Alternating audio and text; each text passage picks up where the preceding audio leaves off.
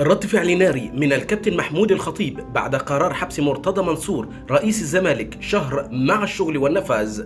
في البداية ما تنسوش تدعمونا بلايك للفيديو والاشتراك في القناة وتفعيل زر الجرس. رد فعل محمود الخطيب رئيس مجلس إدارة النادي الأهلي على حبس مرتضى منصور رئيس الزمالك في الحكم الذي أعلنته محكمة النقد صباح السبت.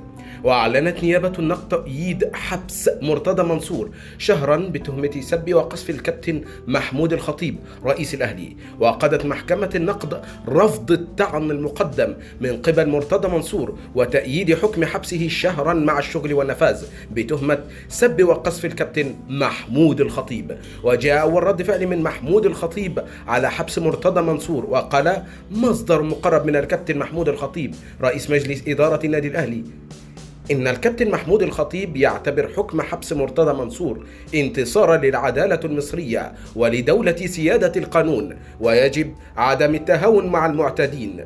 متابعينا الكرام، بالتأكيد نحن في انتظار آرائكم في تعليقات أسفل الفيديو، ولا تنسوا لايك للفيديو والاشتراك في القناة. دمتم على خير، والسلام عليكم ورحمة الله.